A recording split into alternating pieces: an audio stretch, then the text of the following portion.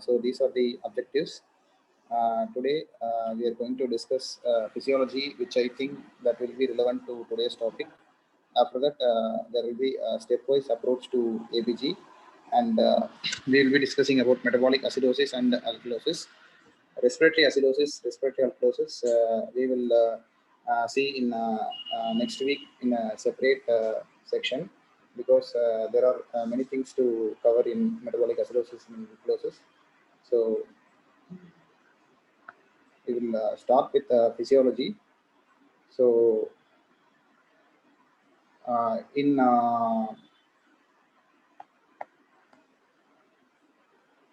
So there are two organs which plays a major role in acidosis and alkalosis. One is the lung and other one is the kidney. So for maintaining the acidosis and alkalosis equilibrium, there are many buffers. The three important buffers are the bicarbonate carbon dioxide buffer, ammonia buffer, and the phosphate buffer. So this bicarbonate carbon dioxide buffer, this is mainly by the respiratory system. And before going on to the buffer, we should understand what is Anderson-Hasselbalch equation.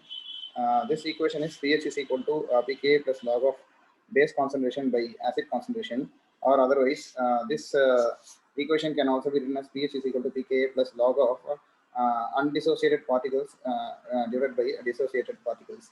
So in this equation, when pH is equal to pKa, that is when this undissociated and dissociated particles are equal in number, then log 1, that is log of undissociated by dissociated particles will become 1 and log 1 will be 0. So pH will become equal to pKa. So at this pH, when this pH is equal to pKa, the undissociated particles and the dissociated particles will be in equilibrium. When this pH is greater than pKa, then the number of dissociated particles will be more than the undissociated particles. Same way, when this pKa is more than pH, then at that time the undissociated particles will be more than dissociated particles. So for this equation, this bicarbonate and carbonic acid, this reaction is actually mediated by an enzyme called carbonic anhydrase. For this reaction, the pKa value is 1, and we know that pH of the blood is 7.4. So in this reaction, pKa actually pH is greater than pKa. So obviously the dissociated particles will be more than the undissociated particles. So that this side of the reaction will be more than this side.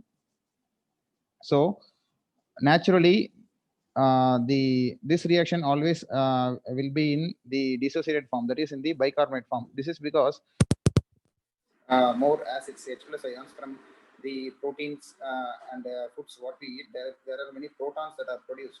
So to maintain the acid equilibrium, bicarbonate will be in always the dissociated form.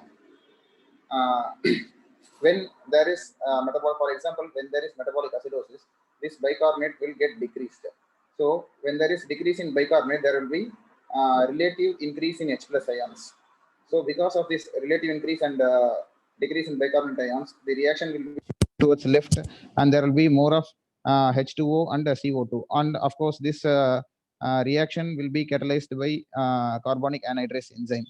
So, and this H plus ions is a stimulator of a respiratory center.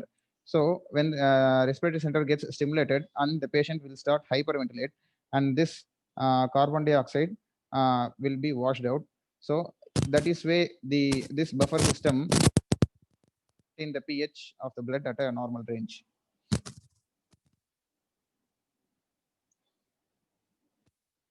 Moving on to the renal buffer. In kidney, there are two important sites which plays an important role in acid-base regulation.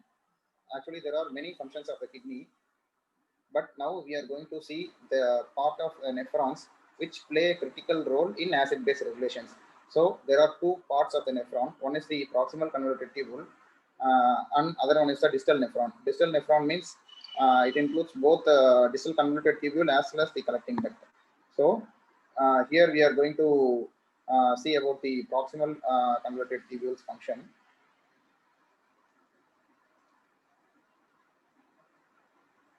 This is the interstitium, and this is the tubular lumen here where the urine is getting formed, and this is the interstitium where we can see the Na plus H plus exchanger, and this is an proton H plus ATPase pump. This is an active pump. So which secretes a proton into the lumen, and you can see the carbonic anhydrase reactions which are formed going on. Actually, the most important function of the proximal convoluted tubule is bicarbonate reclamation. So rather than saying it as reabsorption, I would like to say it as bicarbonate reclamation, because the bicarbonate is not directly absorbed along the PCT into the interstitium. This bicarbonate is converted to carbon dioxide and water. It is reabsorbed, and once again by the action of carbonic anhydrase, it gets split into bicarbonate and H plus ion, and it is reabsorbed on the basolateral side by an bicarbonate transporter. So approximately 80% of the bicarbonate which is filtered by the glomerulus is absorbed in the proximal convoluted tubule.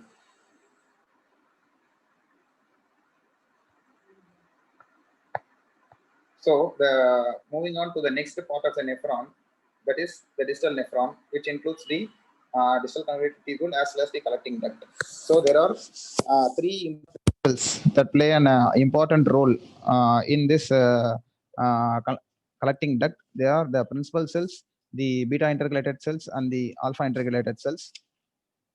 So this principal cell is under the effect of aldosterone. In simpler terms, I'm saying, and this alpha intercalated cells is under the effect of acidosis, and this beta intercalated cells, it is under the effect of alkalosis.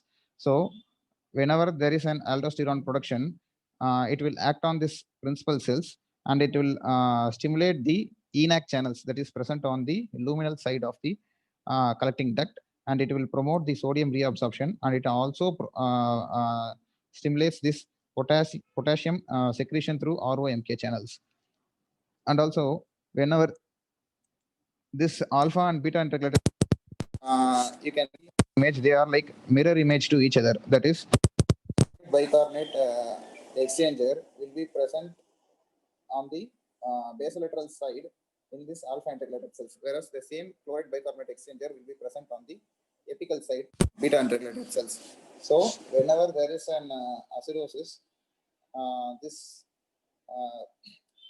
H plus ATPase pump that is present on this apical side of alpha intercalated cells will be activated, and they will start secreting the H plus into the urine, and they will start conserving the bicarbonate, which is filtered and coming from the remaining percent of the bicarbonate filtered from the glomerulus is reabsorbed at this distal nephron.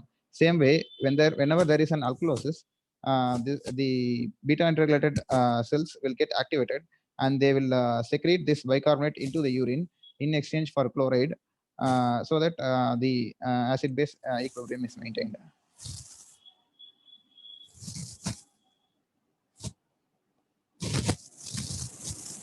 So the renal regulation, it is said that approximately there is some net acid production.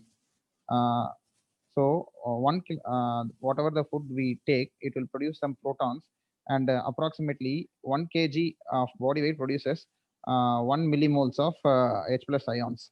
So for a averagely 70 kg person will produce 70 millimoles of H plus ions.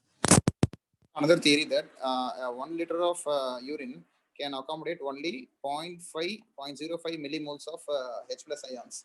So to accommodate this 70 millimoles of H plus ions, a man should produce nearly 1,400 liters of urine, and of course, which is not possible. So there are here is where the buffers come into play, the renal buffers.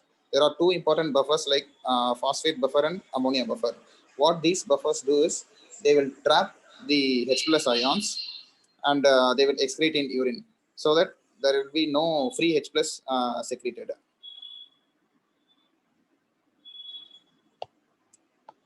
So the first buffer, that is the phosphate buffer, in this net acid excretion, there is that is the how much acid we excrete in urine. Approximately 40% of acid is excreted through this phosphate buffer, and remaining 60% is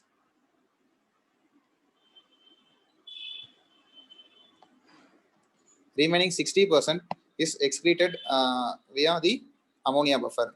So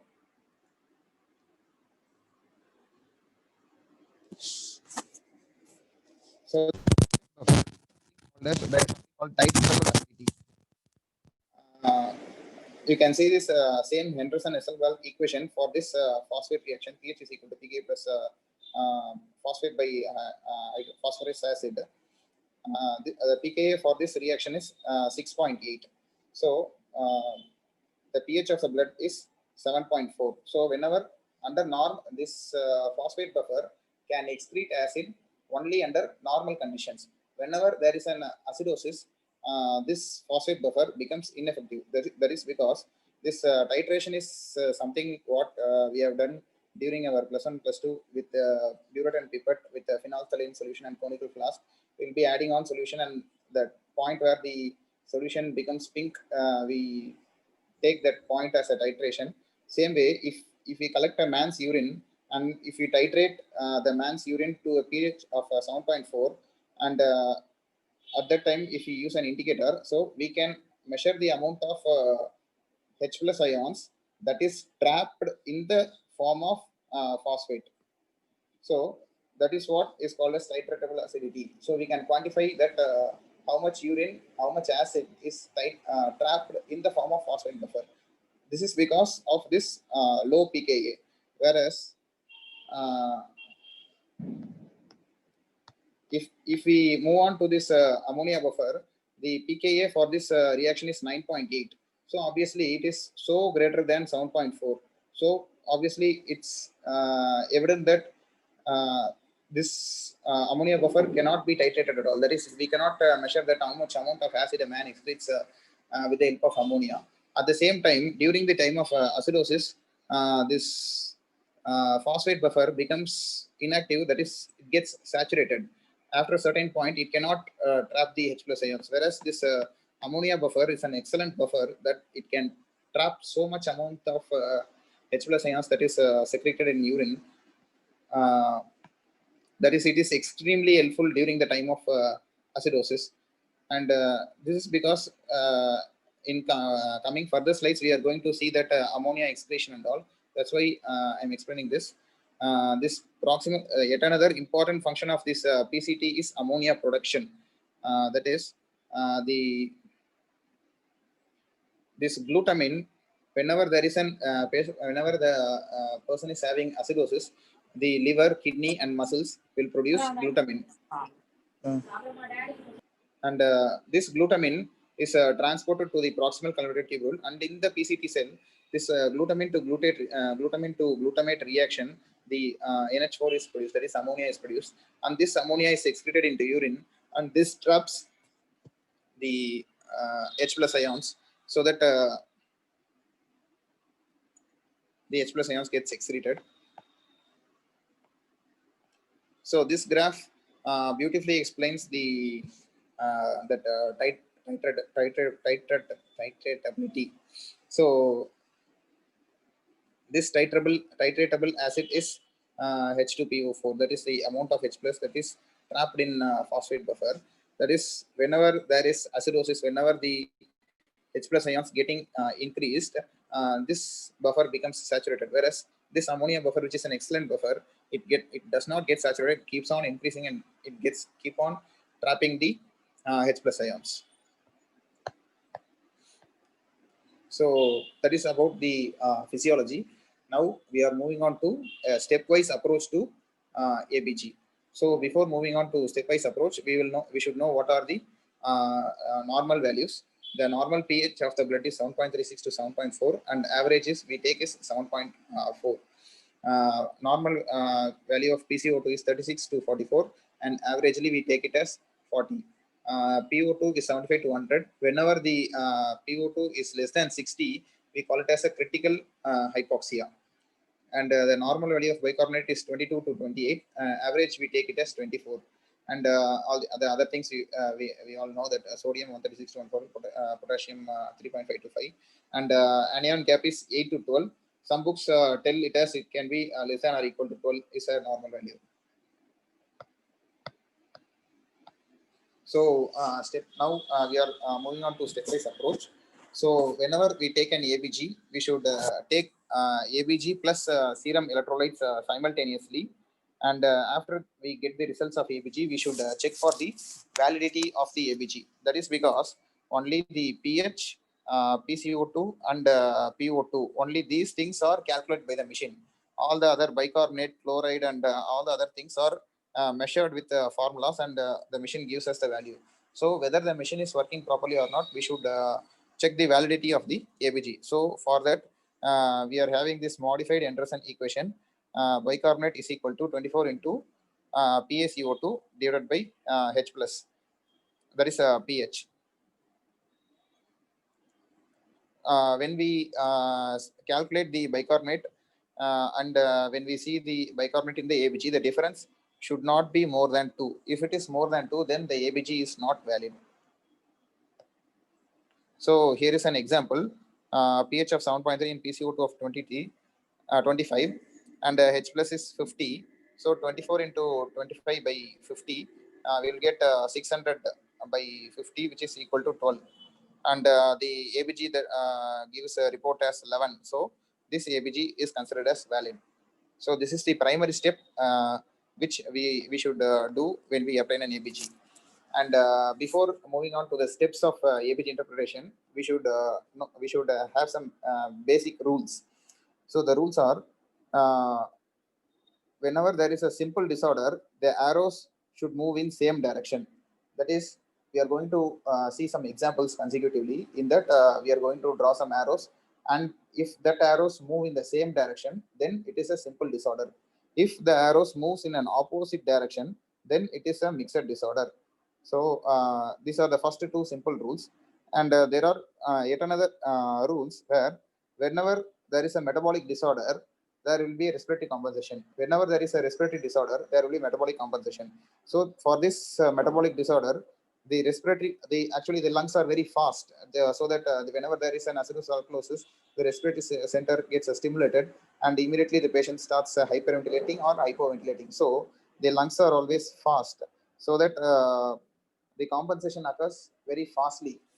But because of that fast action, pH never comes to normal.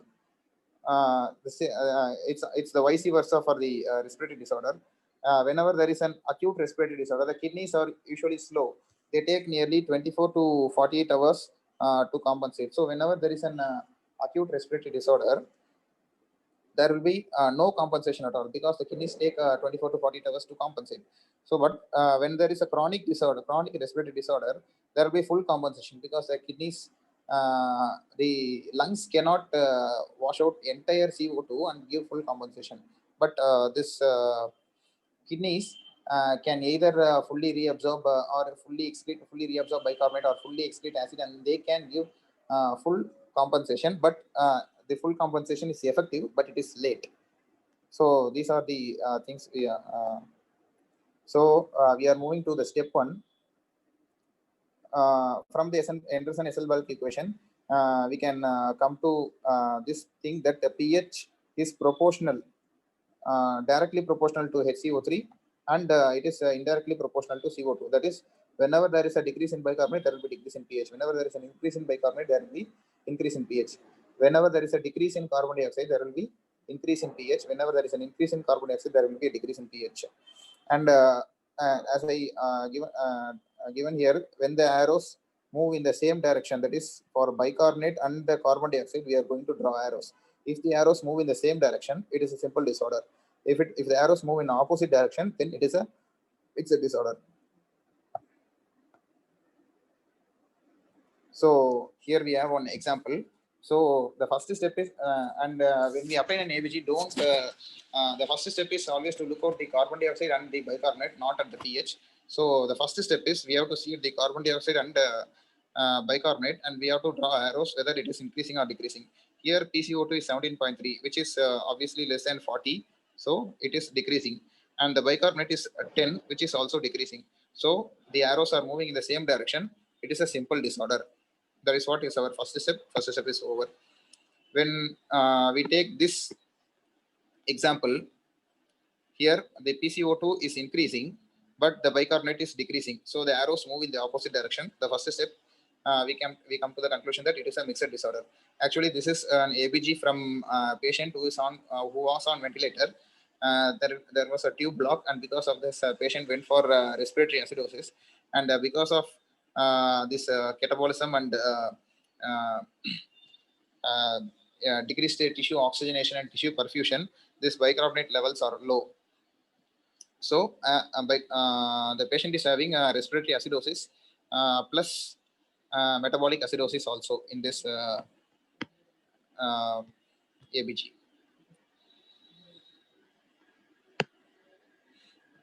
The next step is after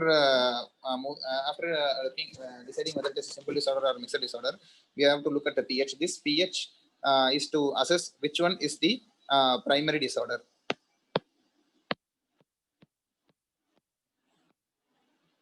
So once again, we will approach this step 2 with an example where the same example where the PCO2 is decreasing and the bicarbonate is also decreasing, and the pH is low, that is acidosis. In this step, we should know that is PCO2 is decreasing, which means there can be respiratory alkalosis, and bicarbonate is decreasing, which may be metabolic acidosis. But which one is the primary event? For that, we have to correlate with the pH. The pH should correlate with either one of the two. In this, PCO2 is low. This PCO2 is low means that it should be an alkalosis, but here the pH is showing acidosis. So this pH does not correlate with PCO2, and hence this PCO2 decrease is not a primary event. There is a decrease in bicarbonate, which indicates it is an acidosis, and the pH is also decreasing, which indicates acidosis. So pH is correlating with this bicarbonate, and hence the primary event is decrease in bicarbonate. So whenever there is a decrease in bicarbonate, we call it as a metabolic acidosis. With there is a compensation of compensatory decrease in PCO2. So we have after assessing which one is the primary event, the third step is we should look for compensation. Whenever there is a metabolic acidosis, there will be a respiratory compensation. Whenever there is a respiratory event, there will be a metabolic compensation. To simply remember this compensation, just we should remember the four values. That is 1.2, 0.7, and 0.1, 0.4, 0.1, 0.4, and 0.2, 0.5. So it's very easy to remember 1.2, 0.7, 0.1, 0.4, 0.2, 0.5. So this is, and we can write in the order like metabolic acidosis, metabolic alkalosis, respiratory acidosis, and respiratory alkalosis. In metabolic acidosis, the primary event is decrease in bicarbonate. So for 1 millimoles of decrease in bicarbonate, there will be 1.2 times millimeter mercury of decrease in bicarbonate. Same way, in metabolic alkalosis, there will be an increase in bicarbonate is a primary event.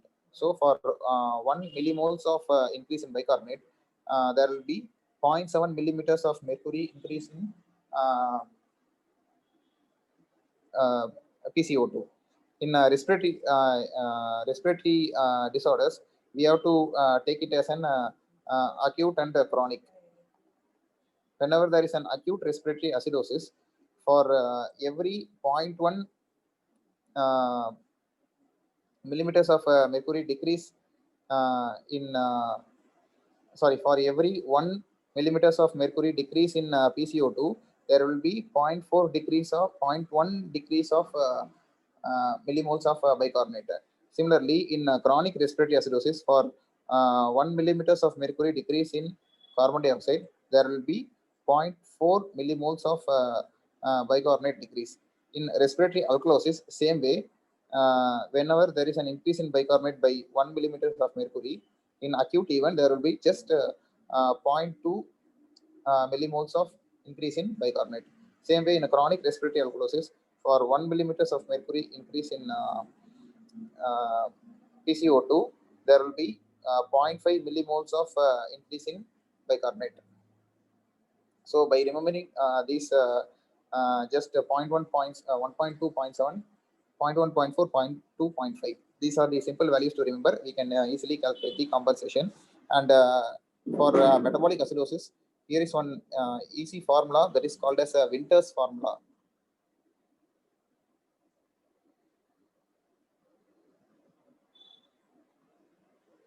It is called as a Winter's formula, that is PaCO2 is equal to 1.5 into bicarbonate plus 8 plus or minus 2.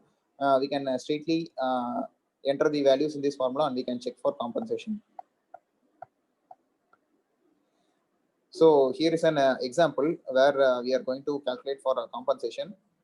So here we'll proceed with step one by one.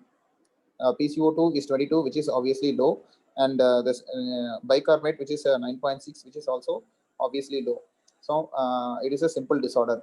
Then we have to look at the pH, which is also low. This pH is correlating with this bicarbonate, so it is a metabolic acidosis. So our step 2 also over. Step 3 is for compensation. So for compensation, I have told one Winter's formula, that is 1.5 into bicarbonate. Here 9.6, we can take it as 10 plus 8. So 15 plus 8, which is 23, plus or minus 2. So plus or minus 2 means it can range from 21 to 25. So this should be the expected PCO2. And we can see here the PCO2 is 22, which is within this range. So this is a metabolic acidosis with respiratory compensation.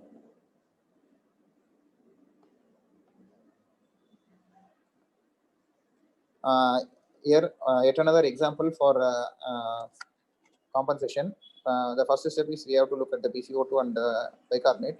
Here the PCO2 is low, bicarbonate is also low, so it is a simple disorder, and the pH is also low, and it correlates with the bicarbonate, so it is a metabolic acidosis. So we have to calculate for compensation. Same way, 1.5 into, we can take it as 11 here, since it's 10.6 plus 8 plus or minus 2. So it will approximately come on around 16 plus 8, and it should be 24. Plus or minus 2, it can range from 22 to 26. So, but if we can see here, the PCO2 is 17.3. So this PCO2 is not within the range of this compensation. When the PCO2 is low, it indicates respiratory alkalosis. So this patient is having, you can either way, you can say it as a metabolic acidosis with overcompensation, or some may say it as a metabolic acidosis with associated respiratory alkalosis also. After calculating the compensation, we have to it's a mandatory calculate anion gap. This anion gap is a must step, that is a mandatory step, because many times the pH will be normal, but the PCO2 and PO2 will be low, and the anion gap will be high, and what to say, there will be perfect compensation so that the pH will be normal. So in all ABG, it's mandatory to calculate for anion gap. So anion gap is a measure of unmeasured anions and difference of unmeasured anions and cations. How we derive the equation is the cations and anions are always in equilibrium. So the cations, we can take it as sodium plus unmeasured cations. The unmeasured cations are calcium, potassium, and other cations will come under this category. And anions are chloride plus bicarbonate plus unmeasured anions. So the unmeasured anions are the organic proteins which are not measured regularly.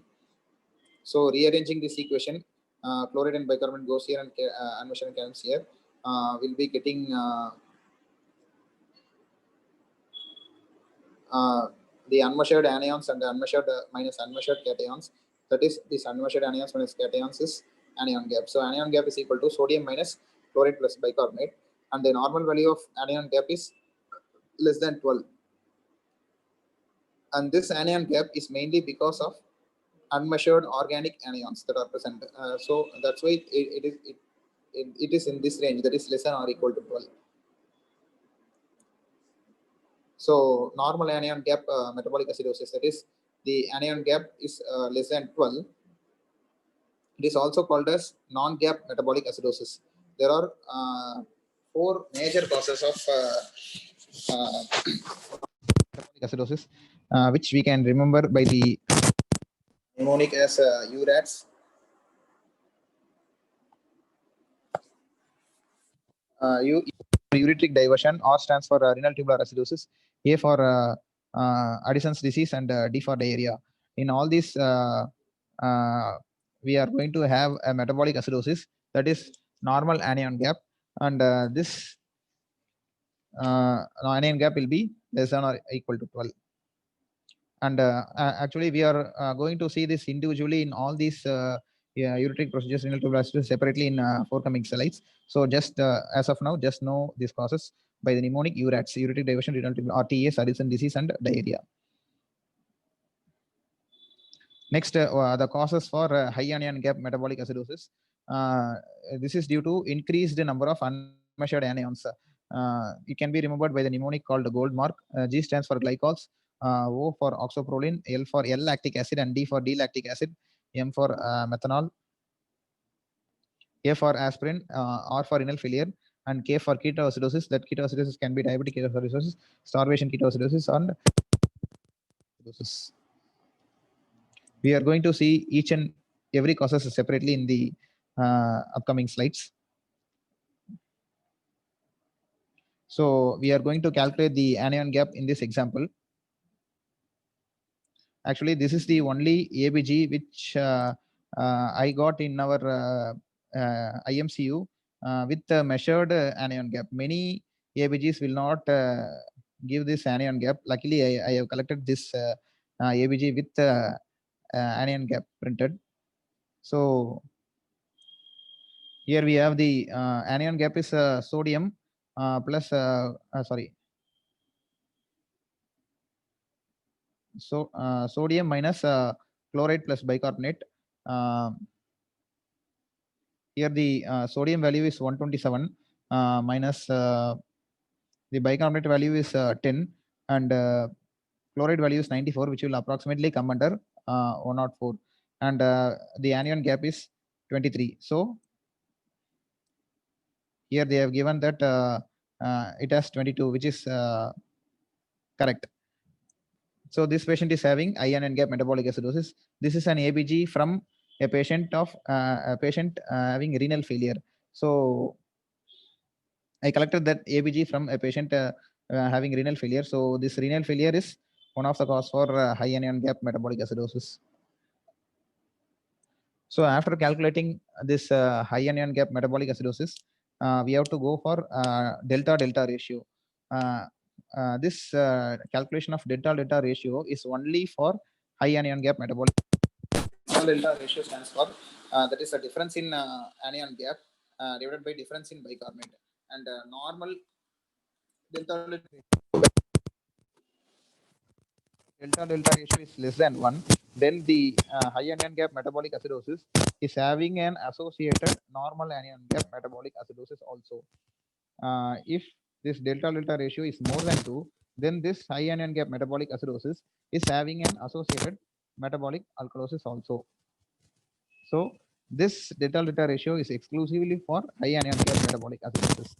So once again, the example what we have for high anion gap metabolic acidosis, the same ABG, we are going to calculate the delta ratio. So the same ABG here, delta ratio means here the difference of anion gap divided by difference of bicarbonate. So the anion gap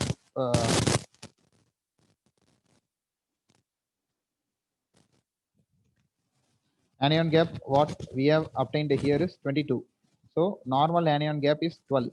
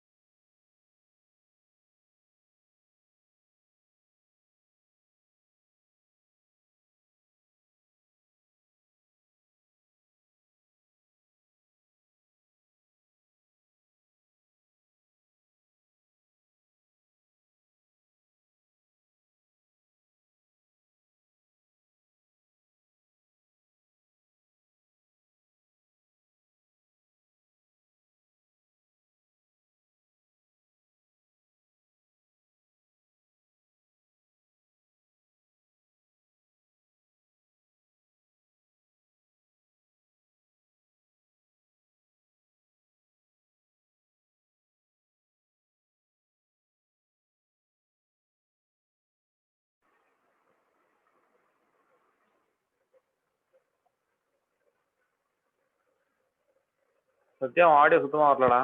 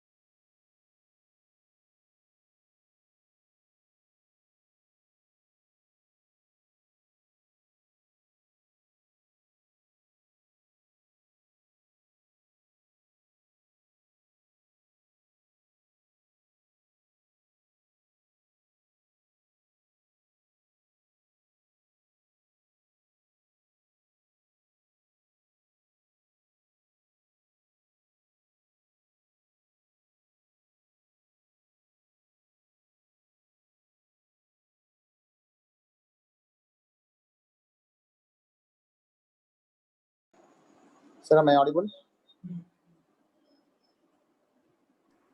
Yes, yes, sir. Okay, sir. எங்கேருந்து sir cut ஆச்சு?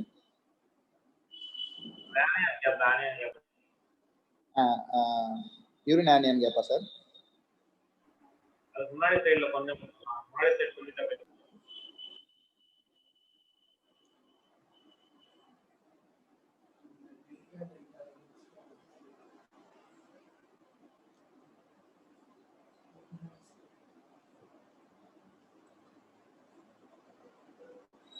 இந்த slide பார்த்துட்டோமா sir? அந்த சைடுல மட்டும் explain பண்ணு. Delta லெட்டா ரேஷியோவா sir? Okay, sir. So this delta delta ratio, we are going to calculate delta delta ratio with the same example. Here, the anion gap which is given is 22, and the normal anion gap we know which is 12 divided by the change in bicarbonate, that is the normal value of bicarbonate is 24 minus what here given is 10.6. We can take it as 11. So it comes around 10 by 13. So obviously in this example, delta delta ratio is less than 1. So since it is less than 1, as I said earlier, this patient is having high anion gap metabolic acidosis plus associated normal anion gap metabolic acidosis also. So this ABG is taken from the patient who got admitted in our IMCU with history of loose stools for severe loose stools for past 4 days, and he presented with renal failure AKI. Since he is having renal failure, this ABG shows high anion gap metabolic acidosis, and since he had a history of diarrhea, this patient is having associated normal anion gap metabolic acidosis also. As I previously told the renal failure is one of the example for high anion gap metabolic acidosis, and the diarrhea is one of the example for normal anion gap metabolic acidosis. So after calculating this delta ratio, we are going to move on to the next step, that is urine anion gap. Actually, this delta ratio is exclusively for high anion gap metabolic acidosis. Same way, this urine anion gap is exclusively for normal anion gap metabolic acidosis. So this urinary anion gap is a measure of urinary ammonia excretion. There are renal and extra-renal causes of non-gap metabolic acidosis. That is, we have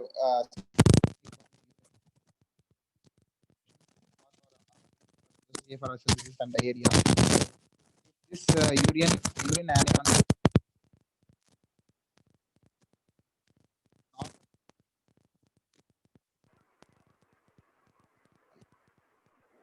So, if it is positive, then it is renal cause. So, when you find an ABG of non-anion gap metabolic acidosis, we have to calculate this urinary anion gap. If it comes as negative, then it is a GE cause. If it comes as positive, then it is renal cause. The easy trick to remember this thing is negative as is having this gut. So in gut causes, that is GET causes, this urine anion gap will be negative. When in renal causes, it will be positive. This is a simple trick to remember. So this is consolidation of metabolic acidosis. Whenever the anion gap is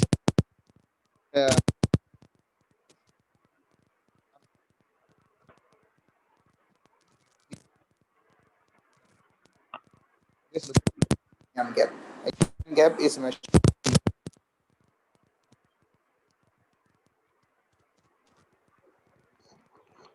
hello hello பிரசன்டார் voice break ஆகுது, சுத்தமா கேட்கல. Okay sir. Sir இப்போ கேக்குதா sir? இப்போ okay, continue பண்ணுங்க. Okay sir. Previous slide கேட்டுச்சா sir? கரெக்ட்டா? ப்ரீவியஸ் ஸ்லைட் கேட்டுச்சு.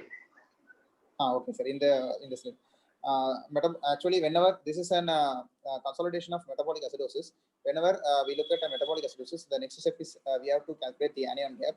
If the anion gap is increased, it is high anion gap metabolic acidosis. If it is normal, then it is a normal anion gap metabolic acidosis.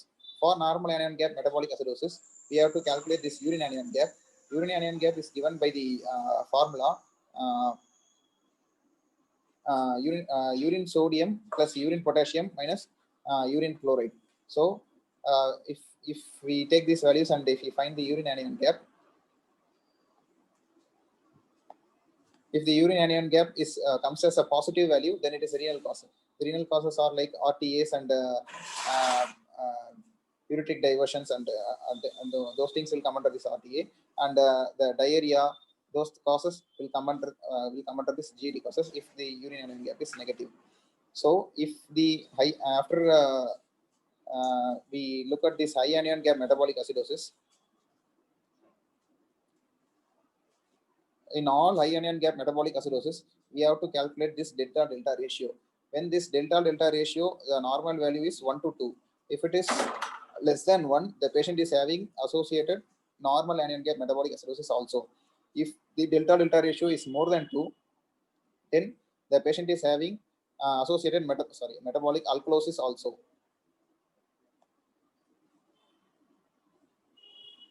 So this delta ratio is mandatory for this high anion gap metabolic acidosis. And in all high anion gap metabolic acidosis, we can simply go with the next step, that we can go we can measure the ketones. If the ketones, plasma ketones, are positive, that is plasma beta hydroxybutyrates are positive, then it is a patient of DKA. Obviously, we'll be having the typical presentation: uncontrolled hyperglycemia, acidosis, and plasma ketones positive. It is a triad of DKA. And if still the ketones are negative, then we can measure the serum lactate and serum creatinine. If the serum lactate is high, it is a lactic acidosis, and if creatinine is high, it comes under uremia and renal failure. If still these all things are normal, then we are missing something. That is, there are some osmoles which are producing this high anion gap, and these osmoles are not regularly measured in our lab. So that comes under this toxicology screening. we have to calculate the osmolality gap. We will be seeing what is the osmolality gap in the subsequent slides.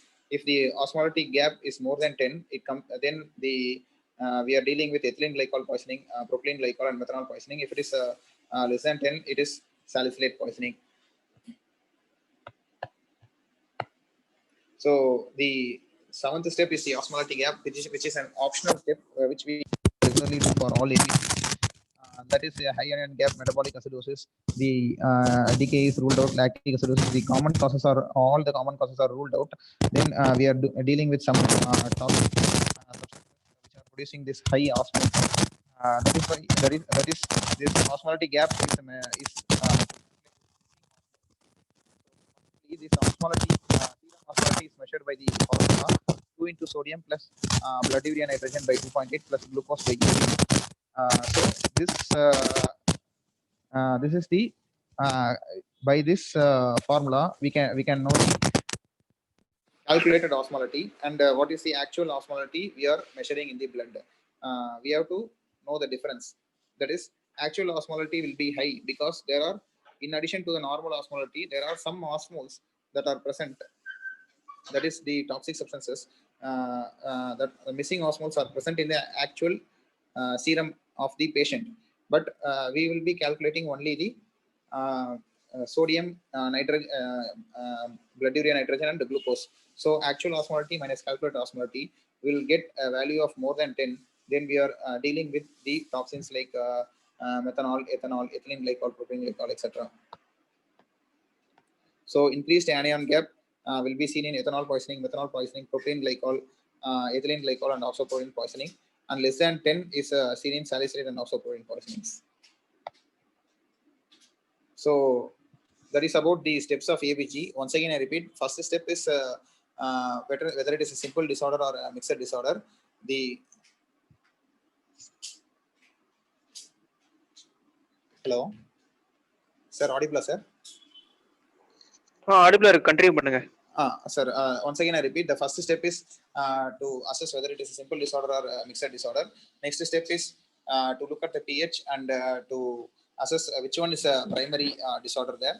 The third step is after assessing, we have to go for the compensation to look for whether it is fully compensated or partially compensated. The next step is go for anion gap, whether it is a anion gap or a normal anion gap metabolic acidosis. If it is a normal anion gap metabolic acidosis, we have to proceed with the urine anion gap. If it is a high anion gap metabolic acidosis, then we have to move with the delta ratio. And for this high anion gap metabolic acidosis, we have to look at the serum creatinine, serum lactate, and plasma ketones. If all these three are negative, then we can move with the osmolality gap to look for toxicology screens. So these are the 6 or 7 basic steps to approach with an ABG. And now we will see why the acidosis comes in each and every, what is the reason for acidosis in the examples what we saw. So first we are going to see all the causes for normal anion gap metabolic acidosis. That is, first step is URATs, ureteric diversion. Ureteric diversion, what we do is, because of either cystectomy or some urological procedures, the ureter will be diverted into the intestine, most commonly either into the sigmoid colon or into the ileum. So when the urine passes into the bowel, the NH4Cl, that is I already told that this NH4 is the major buffer of H plus ions. So this NH4Cl is secreted into the bowel, and this NH4Cl will be reabsorbed in the bowel.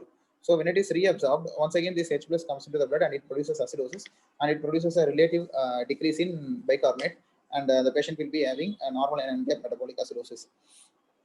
So this one important point to remember in this example is the length of time, that is how much time the urine is in contact with the bowel, that much will be the severity of acidosis. So whenever the urine is diverted into the sigmoid colon, the surface area of the sigmoid colon is high, so that since the surface area is high, more amount of ammonium chloride will be reabsorbed, and because of this, more acidosis will be there. So nowadays the procedure has been changed. Instead of diverting this ureter into the sigmoid colon, they are creating an ileal pouch. That is, they are taking a small part of ileum and they are creating it as a pouch, and into which the ureter is diverted, and the surface area of the ileum is small, so that the amount of acid that is getting absorbed is low. The next one is diarrhea. How this diarrhea causes normal and gap metabolic acidosis is there will be loss of bicarbonate rich fluid in the patient's stools. So because of this loss of bicarbonate, the patient is having acidosis, that is metabolic acidosis. And why it is normal non-gap metabolic acidosis? Because there will be a increase in chloride. That is, whenever the patient is having loose stools, the patient will be dehydrated. There will be a volume contraction. Because of this volume contraction, there will be activation of RAS, renin-angiotensin aldosterone, and this RAS will reabsorb sodium and chloride from the kidney, and this chloride is much conserved. And because of this, though the bicarbonate is excreted, this chloride is absorbed. The anion gap is maintained within the normal range. That is the sodium minus the anion gap is sodium minus bicarbonate plus chloride. Though the bicarbonate is lost in stools, this increase in chloride will compensate, and the anion gap will be maintained at the normal range. So moving on to next very important discussion of renal tubular acidosis. There are actually three types of renal tubular acidosis: type 1, type 2, and type 4. I don't know who named this proximal as type 2 and distal as type 1. They would have named it the other way itself. Actually, this is a little bit confusing. Proximal is called as the type 2, and distal is called as the type 1 renal tubular acidosis. The primary issue in proximal renal tubular acidosis is bicarbonate reclamation. That is, proximal tubule is responsible for reabsorption of 80% of bicarbonate that is filtered by the glomerulus. That is defect here. And the defect in distal RTA is H plus exhibition. As we saw in the physiology section, there will be H plus K plus ATPase and H plus ATPase pump that is present in the distal nephron. That part is defective here, so that acid is not excreted in urine, so that patient is having acidosis. Here and the type 4 RTA is the defect is either the aldosterone production or the aldosterone action. Either one of them is negative, and the aldosterone is responsible for is also a stimulator of the H plus K plus ATPase pump in the distal nephron, and also proton pump that is present in the distal nephron. So once there is no aldosterone, the H plus is not excreted into urine, and once again the patient is going to have cirrhosis. The important difference is the only RTA which is having hyperkalemia is type 4 RTA. So it is also called as hyperkalemic renal tubular acidosis. All the two are hypokalemic. Other two are hypokalemic renal tubular acidosis. Actually, when to diagnose a patient as having renal tubular acidosis, basically 3 to 4 things should be present. One is the creatinine should be mildly elevated. It should be around some 1.5 to 2, that range, and the patient should be having hypokalemia plus acidosis. If these things are present, then at that time clinically we can think of this renal tubular acidosis. And this the acidosis in this proximal and the distal, when we compare, the type 1 distal RTA is more severe compared to proximal RTA. The reason is the proximal RTA is a defect of bicarbonate reabsorption. So though the bicarbonate is not reabsorbed, when it is coming distally, there will be chloride bicarbonate exchanger present in the alpha intercalated cells.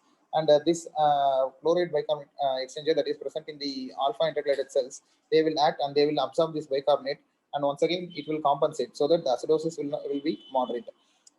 But here the defect is distal, so no one can compensate further, because I mean, this itself is a distal nephron. This itself is a distal nephron, and no one can compensate further.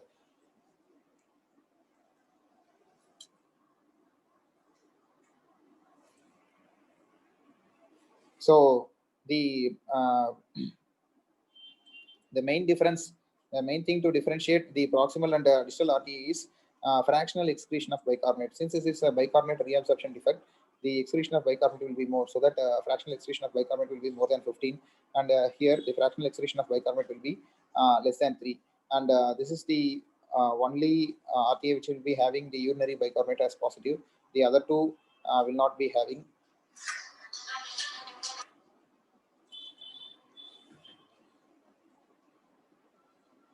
The other thing to differentiate proximal and distal RTA is urinary acidification test. We have to give ammonium chloride load to the patient. After giving ammonium chloride to the patient, this proximal RTA will become acidic, but this distal RTA will not become acidic. Still, it will remain as alkaline only. The simple reason is it is distal.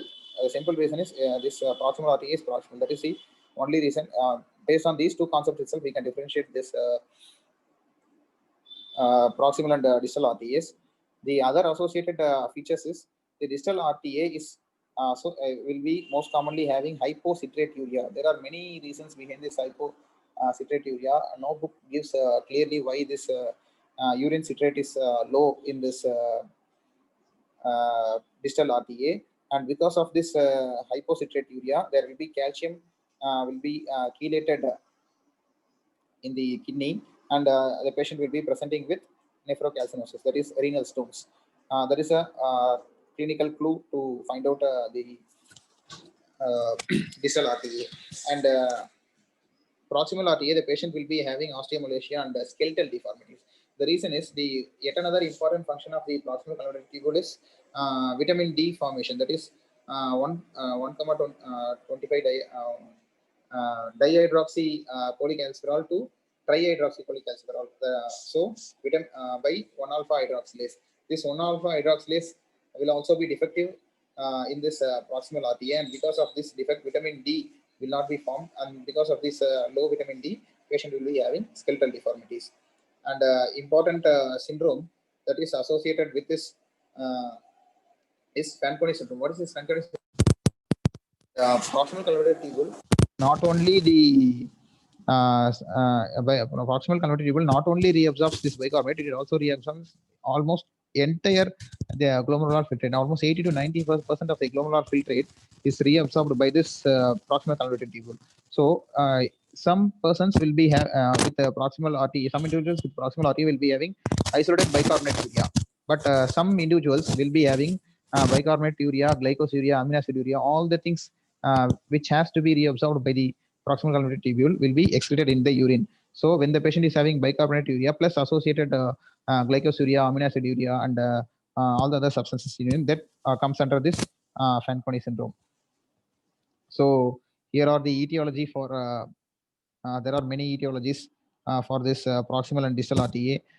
So when the proximal RTA, the primary if it is an idiopathic, then we call it as a Fanconi syndrome. As I already told, the patient will be having glycosuria, amino acid urea, and organic anions that will be excreted in urine.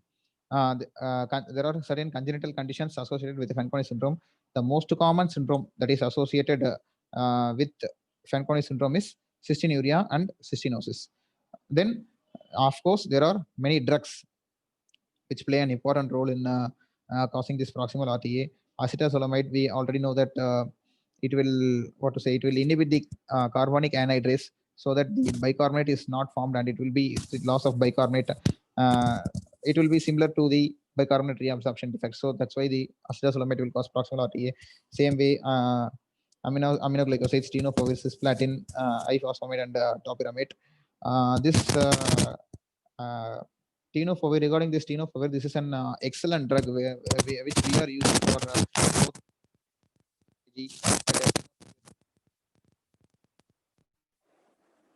This tenofovir only contraindication is this renal tubular acidosis. Otherwise, this tenofovir gives excellent results in decreasing the viral load. And one another important MCQ that has been asked in exams, that this usually the distal RTA is the one which is associated with renal stones. but this topiramate, it will cause this proximal renal tubular acidosis, and it will also cause one of the side effect of this topiramate is renal stones. So they will be giving the clinical scenario as the patient is having renal stones, and they will be confusing us with distal RTA, but the cause may be the proximal RTA caused by this topiramate. So distal RTA only anything which increases the serum calcium may cause this distal renal tubular acidosis. The hyperparathyroidism will cause multiple myeloma, sarcoidosis, medullary sponge kidney, and certain drugs like lithium and ambertaurin B, and autoimmune diseases like SLE, rheumatoid arthritis, Jordan syndrome can also cause. So how we are going to treat this renal tubular acidosis? Actually, the mainstay of treatment is treat the cause. That is what we have to find, what is the cause for this renal tubular acidosis. We have to treat the cause. But before finding out the diagnosis, we have to treat the patient with bicarbonate initially. So how much bicarbonate to give? For proximal renal tubular acidosis, it is a bicarbonate urea. There is bicarbonate loss. So we have to give more of bicarbonate. So we should give more than 5 millimoles per kilogram per day. Some books tell that we can go up to 15 millimoles per kilogram per day of bicarbonate. But whenever we give this bicarbonate, yeah, it will worsen this hypokalemia. I will tell the reason why. There are two reasons in proximal RTA and distal RTA. The reason for hypokalemia, we can take the proximal nephron, and this is the distal. Here, the bicarbonate filtered by the glomerulus is coming, and that reabsorption is defective. Okay, here, but the H plus ATPase and H plus K plus ATPase is defective. The patient, since this H plus K plus ATPase is defective, patient will be losing this potassium in urine, and he will be having hypokalemia. So this is the reason for hypokalemia in proximal RTA. This is not the reason. Since because the bicarbonate is not reabsorbed, there will be lots of bicarbonate. Nearly 80% of the bicarbonate should be reabsorbed by the proximal convoluted tubule, but it is not being reabsorbed. So it will create a negative charge along the apical side, and this negative electrochemical gradient will pull this K plus through potassium channels, voltage gated potassium channels outside into the tubular lumen, and because of this, the patient will be having hypokalemia. So this bicarbonate is the reason for bicarbonate in urine is the reason for hypokalemia. So if you are giving the patient with bicarbonate, once again this bicarbonate is not going to be reabsorbed. It is going to appear in urine. When it is going to appear in urine, once again it is going to create a negative gradient, and once again it is going to worsen the hypokalemia.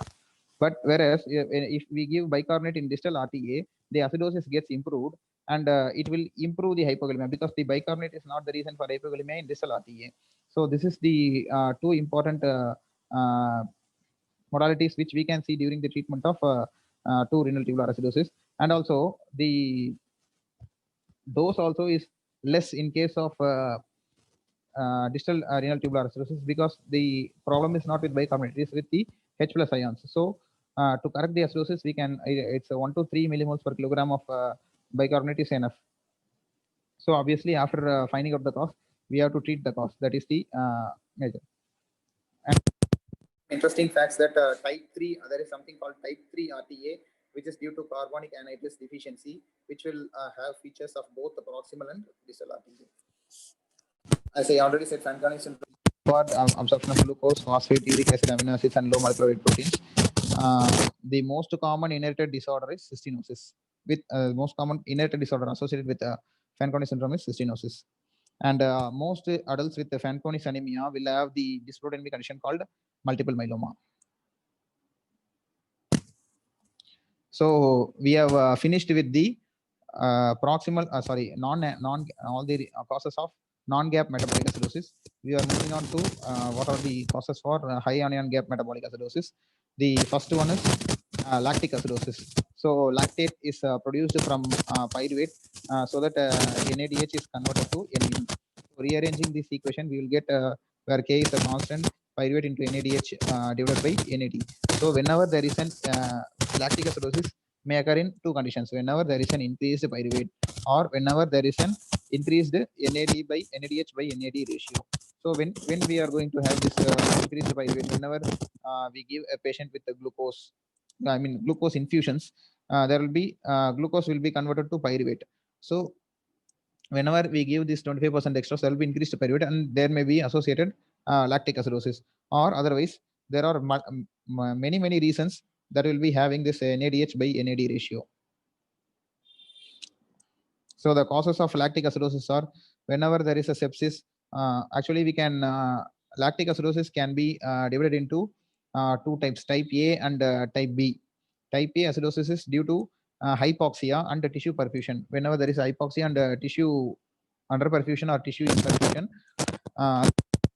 metabolism that is activated. So when anaerobic metabolism is activated, pyruvate will be converted to lactate, and these are the causes like cardiogenic shock, septic shock. All the causes of decreased oxygen delivery to the tissues will cause type A lactic acidosis. Same way, type B lactic acidosis will occur in the absence of hypoxia or hypoperfusion. These are the causes where there will be increased ratio of NADH by NAD. So like this metformin, fenformin, although very rare, metformin can cause lactic acidosis. All these methylene glycol, ethylene glycol, salicylate poisons, glycol poisoning can cause, alcohol can cause, thiamine deficiency and alcohol can cause. It's because all these toxins will increase this NADH by NAD ratio, and because of this increased NADH by NAD ratio, there will be lactic acidosis associated. And since this lactate is an unmeasured anion, this lactate we don't measure in the anion gap. So this unmeasured anion is increased, the patient will be having high anion gap metabolic acidosis. There is something called the D-lactic acidosis. What we actually measure in serum lactate, when we send serum lactate, we actually measure the L-lactic acid. But there is something called the D-lactic acidosis. It is common in patients with short bowel syndrome or any bowel surgeries, bowel resections, and bowel bypass surgeries. After that, the patient will present with acidosis. The reason is the small intestine is the place where the carbohydrates have to be broken into small particles, and it should be absorbed. But whenever the patient in short bowel syndrome, because of resection, the food will directly come into the large intestine, and in this large intestine there will be colonic bacteria that will be present. And this colonic bacteria, what they will do, they will metabolize the glucose. Because of they will be having this pyruvate, all the enzymes that is present within this bacteria, this glucose will be converted to pyruvate, and it will be converted to D-lactate, and this D-lactate will be absorbed. Because of this, the patient will be having acidosis. But when we measure the serum lactate, it will be negative, because the standard test for lactate will measure only for L-lactate, but still the patient will be having acidosis. So we are seeing a patient with a short bowel syndrome, we should think of this D-lactic acidosis. And the treatment for this D-lactic acidosis is simple. We have to ask the patient to take low carbohydrate meals, and also we should give some antimicrobial agents to decrease the load, colonic bacterial load.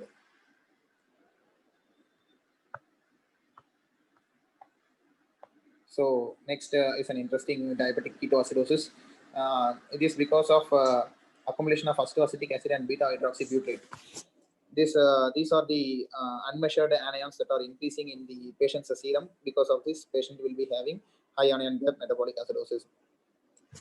But in DKA, not sometimes, all the DKA during the time of, at the early stages of DKA, the patient will be having a normal anion gap metabolic. This is because whenever the patient is having DKA and there is a increased serum beta hydroxybutyrate and acetoacetic acid, that will be excreted in urine. That will be excreted in urine, so that the keto acids will be excreted in urine, so that the anion gap will be maintained in the normal range. When will the patient will have a high anion gap metabolic acidosis? when the patient goes in for volume contraction, when the patient gets dehydrated, at that time the kidneys are underperfused, and these ketones are not excreted in urine. Having a patient will start developing high NN gap metabolic acidosis. So once again, if we treat the patient with IV fluids, we will be giving bolus of 4 ns initially. So at the time when we treat with the fluid, and once again the kidney perfuses, and once again the keto acids are excreted in urine. Once again, at that time, if we take NABG, that time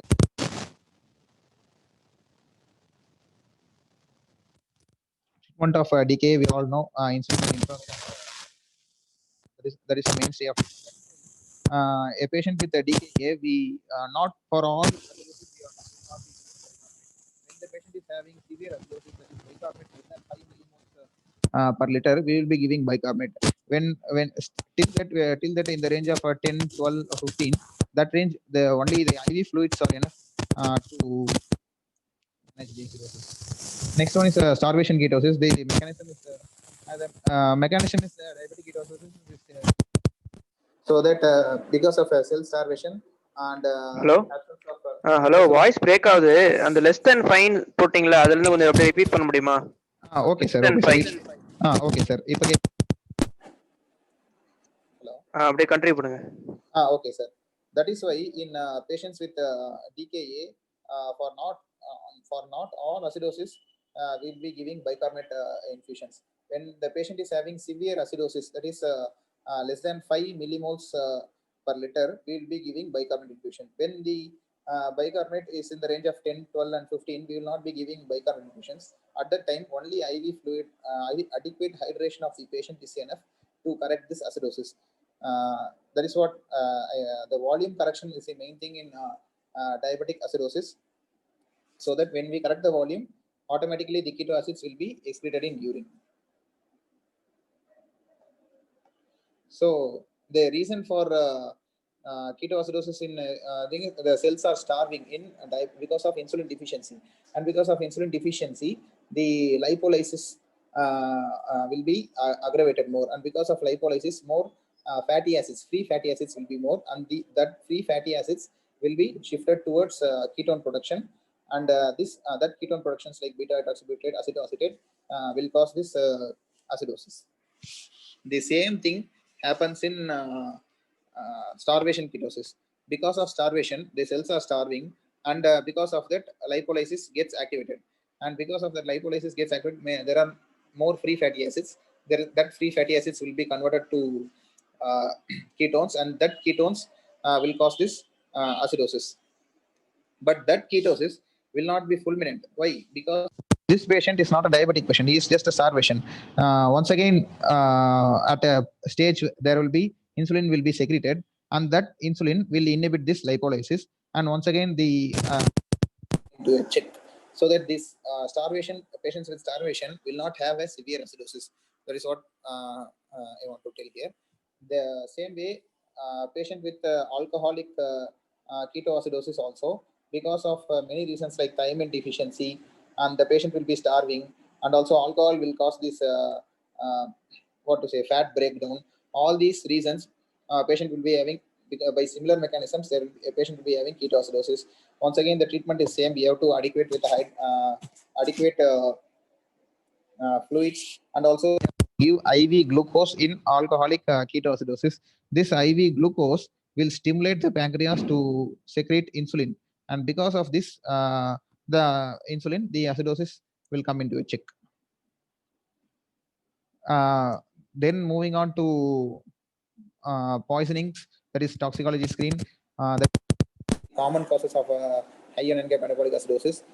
These are the to be suspected in poisoning cases. There's ethylene glycol, methanol poisoning. Ethylene glycol is used as an in an industry, and it is ingested by either accidental or as a suicidal attempt. Ethylene glycol is metabolized by this alcohol dehydrogenase, and it will produce various acids like glycolic acid, oxalic acid, and formic acid. And these acids will produce acidosis. Same way, methanol. Methanol is also acted by the alcohol dehydrogenase. It will be converted to formaldehyde and formic acid. This formic acid is the reason for acidosis. This methanol is used as a shellac and a wood alcohol or de-icing solutions in industries or varnish.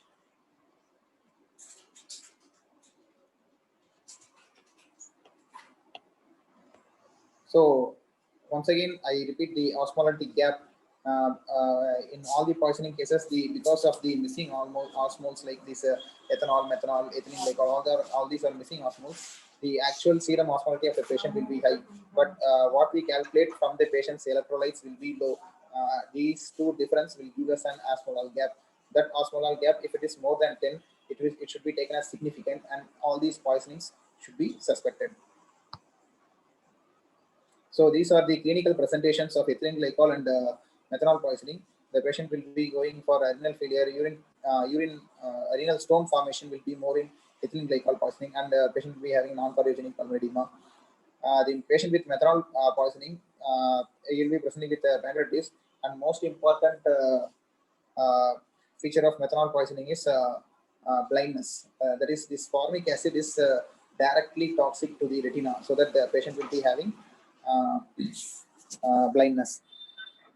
And the antidote for this ethylene glycol poisoning is foampisol, that is 4-methyl pyrazole, and also we can also give ethanol. The ethanol it will act as a competitive inhibitor of this alcohol dehydrogenase. That is the reason why we are giving intravenous ethanol in these patients. It will act as a competitive inhibitor of alcohol dehydrogenase, so that this ethylene glycol or methanol will not be converted further to subsequent acids. And of course, in if there is a persistent acidosis, the main treatment of main stay of treatment is hemodialysis. Then salicylate aspirin. Aspirin is ingested either as accidental or intentional poisoning. There will be accumulation of lactic, as I said before. Salicylate can also cause lactic acidosis due to increased NADH by NAD ratio. It produces lactic and salicylates, lactates, and many other organic acids, which leads to an anion gap metabolic acidosis. And this salicylate, yet another interesting thing is, this salicylate is a direct stimulator of brain's respiratory center. Because of this direct stimulation, the patient, direct inhibitor of respiratory center. Because of this respiratory center inhibition, patient will be having associated respiratory alkalosis also. This is a very important point to note in salicylate poisoning. And the treatment is mainly conservative management. If the acidosis is more, we can go for urinary alkalization, which will help to excrete more salicylates in urine if we alkalize the urine. And still the patient is having acidosis, we can go for hemodialysis. So here is the alkali treatment of metabolic acidosis.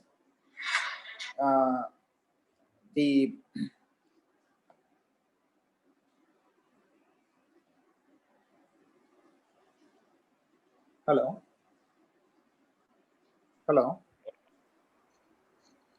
Hello கேக்குது, continue பண்ணுங்க. Okay sir. The alkali treatment of metabolic acidosis, we are going to infuse a sodium bicarbonate or a sodium citrate. We have to calculate the bicarbonate deficit, which is we are 0.5 into lean body weight into 24 minus bicarbonate, and 50% of this bicarbonate deficit should be given within 24 hours, and we can give this by infusions in an hypertonic like NaCl or in 5% dextrose water. And main thing is this bicarbonate, the volume of distribution of bicarbonate is important before calculating this bicarbonate deficit. That is the 1 liter per kg of 1 kg of body weight can accommodate only 0.5 millimoles of bicarbonate. That is 1 liters of fluid. So 1 liters of fluid in the body can accommodate only 0.5 millimoles of bicarbonate. So when the patient is having edema, that time many fluids are in the third space. At that time, whatever the calculation we give by this formula will not be enough for the patient. That is what the point which I want to mention here. The bicarbonate correction, before giving the bicarbonate correction, we should know the volume of distribution. Whenever there is an edema fluid, also contributes to the volume of distribution of bicarbonate. That is, it will not be the effective circulatory volume. It will be like edema fluid. And another point is, if the serum bicarbonate is low, that is, patient is having severe acidosis less than 5. So at that time, the volume of distribution will vary. It may increase up to 1 liter per kilogram or more. So this volume of distribution is an important concept which we should, that is, we have to increase the dose of bicarbonate in these two cases, that is the edema and the severe acidosis. So moving on to respiratory alkalosis, we have completed the topics with metabolic acidosis. We are going to deal with the metabolic alkalosis now. Metabolic alkalosis, we can divide it into two simply. One is chloride responsive, other one is chloride resistant. With this thing itself, we can tell that chloride responsive means, what is the pathology here? Means the patient is, there is chloride depletion in this patient.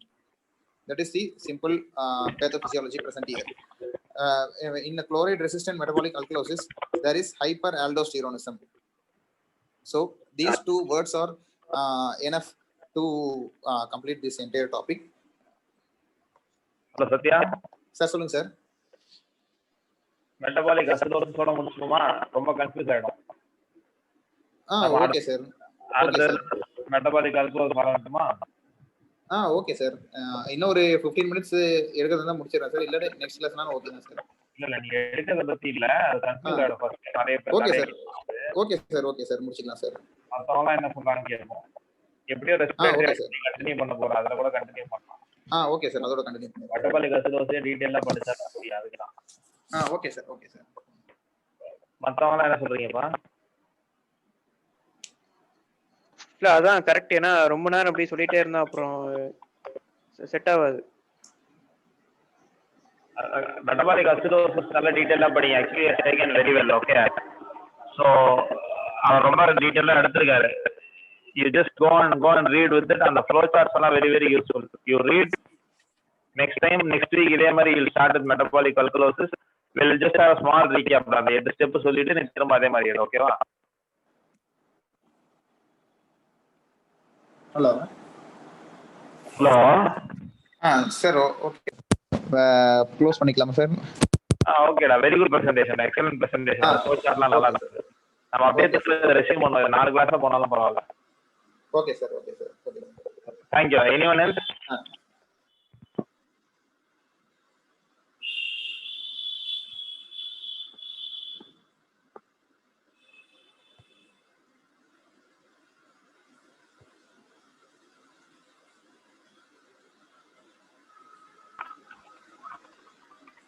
We'll sign out then. Okay sir. Thank you sir.